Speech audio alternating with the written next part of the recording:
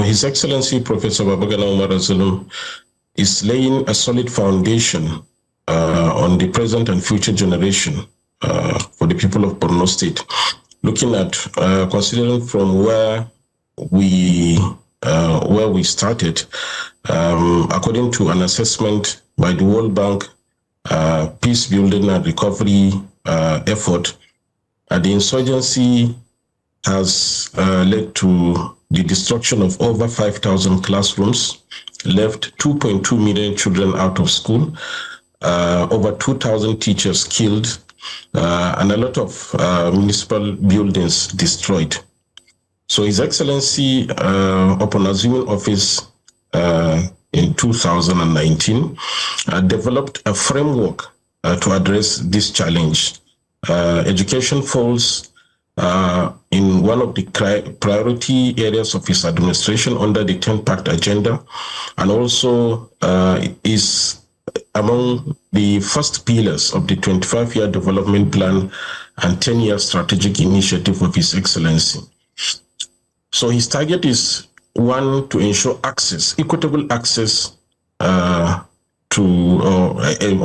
education to all children of school age and even the adult, to ensure that vocational and vocational technical education also is given priority, to reduce the number of out-of-school children from the staggering 2.2 billion, which we now have less than 1 million, between 700 and 800,000 out-of-school children. And this is able to do it through the massive construction of the mega schools. The concept of mega schools is to ensure that more children are given the access to education. For instance, the 2 schools commissioned by the Minister of Education on Wednesday last week, one of the school has the capacity of 48 classrooms. That is the Kulogumna Primary School, while the Kaleri Junior Secondary School has the capacity of 60 classrooms. So if you are to do some little arithmetic, about 6,000 to 10,000 children will have access to education in that school if you are to split in the sessions into morning and afternoon, because each classroom will have the capacity to accommodate like maybe between 50 pupils in a set. So this is able to replicate these mega schools across different parts of the state. The number of secondary schools in Borno State quadrupled from less than 30 to over 129 secondary schools now in Borno State, and they are all in these big sizes so that more children will be accommodated. And aside from constructing schools, education has been incentivized in Borno State. Like you've listened to the report by Kirawa, children are given free bags, free uniform, textbooks, and in some remote areas, bicycles are given so that children can have access to the school. And His Excellency has also directed that free feeding program should be given in all the schools under Borno State government. In the last 1 year, more than 50,000 pupils were covered under the school feeding program. In addition to that, in some areas where there are resistance to Western education, His Excellency do incentivize parents to allow their children have access to school. For instance, in Gajigana, when His Excellency commissioned the high Islamic school in Gajigana, also a mega school, he went to one of the classes, he went to one of the schools and found out that only 90 pupils were in that classroom. So immediately he directed that the parents of these 90 schools should be given 300,000 naira, 250,000 naira for the fathers and 50,000 naira for the mothers, so that to encourage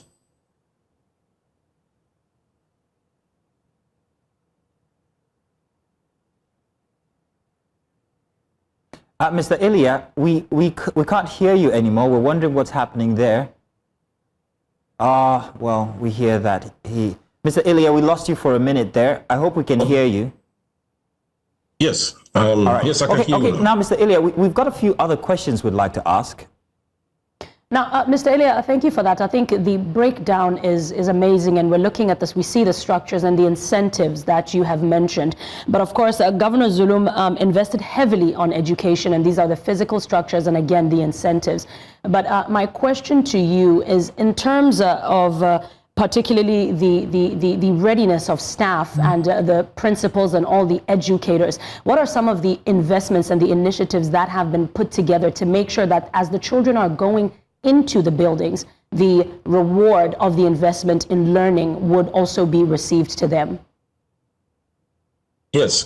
To start with, His Excellency is among the state governors in Nigeria that promptly implemented the 70,000 naira minimum wage to all categories of schools, from the LEA, that is the Local Education Authority, which covers the primary school, to the basic and secondary school. So all teachers in Borno State enjoy the minimum wage package of minimum of 70,000 naira, and His Excellency has announced that he has plans to increase the package, particularly to vocational and technical education teachers. And there's also rural allowances.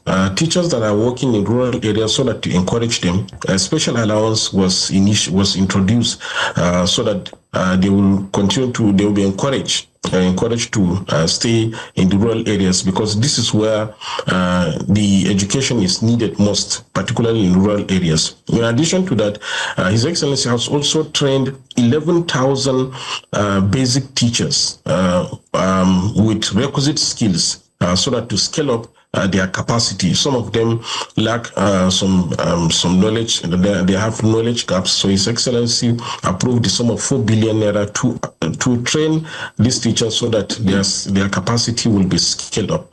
And in addition to that, there are also incentives with regards to the teachers, construction of accommodation, particularly in the metropolis. We have seen dedicated quarters, teachers' quarters to teachers, and also in rural areas, accommodation is also being constructed so that teachers will have a very conducive environment to stay. Recently, you've seen His Excellency commissioning one of the teachers' quarters in Mafa local government areas, where teachers who are given that accommodation so that they will give the needed knowledge, the requisite knowledge to the students. Ms. Ilya, let's talk about security and parental trust now.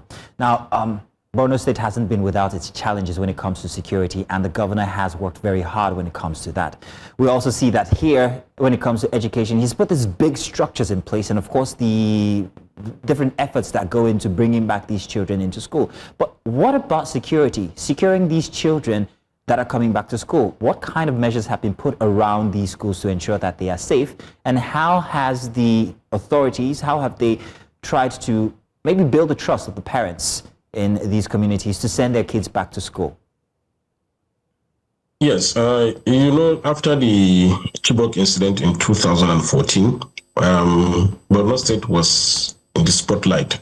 So even the Safe School initiative was virtually launched in the state, because I can remember the former British Prime Minister Gordon Brown was in Borno State. So after that, Borno State government adopted the Safe School initiative under the then leadership of the Vice President, the current Vice President, Senator Kashim Shettima, and also His Excellency Professor Umaru Kirawa consolidated on that. So part of it is constructing, fortifying the schools, not only constructing buildings, but in all the schools you will visit, maybe if you have the opportunity to visit in Borno State, virtually all the schools have perimeter fencing, which is one of the first layer of security. And also there's community layers with regards to community engagement. You have traditional rulers, you have even the youth vigilantes, because we have the civilian JTF here in Borno State. So you have these layers of security, not even the conventional security, but also the unconventional ones, like the civilian JTF hunters and vigilantes. They provide security in virtually all the schools that we have, particularly those in the remote areas and rural areas. And in addition to that, you see that there is a system of communication between the community and also the security agencies. The recent incident that happened in Government Girls Secondary School, Maiduguri, where there was a scare that some people intended to attack the school in Maiduguri.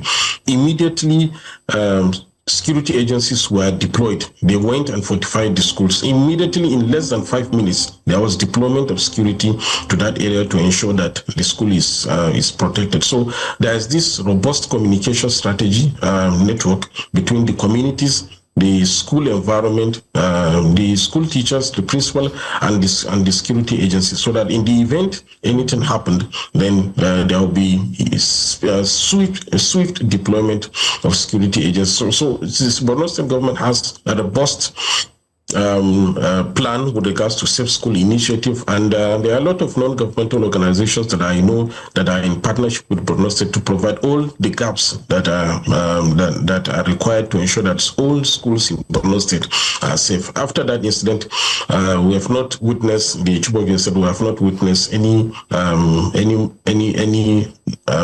attack, the last scale attack with regards to schools in Borno State, because of the measures taken by government to ensure that schools are protected.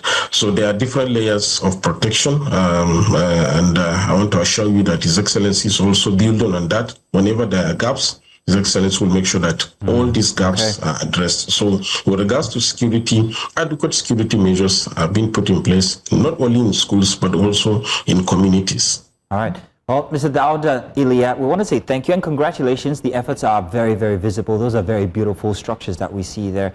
I mean, education in Borno is more than just policy. It's recovery. It's also protection. And we hope that for the generation being shaped by, well, that have been shaped by conflict, that things would be better for them. And building schools is the start. But let's also remember that keeping children learning is also the real test. So let's hope and let's put effort into making sure they're secure and that their education continues. Thank you once again, Mr. Ilya, for joining us here. Thank you for the opportunity. I appreciate it. Thank you very much. You're welcome. Thank you.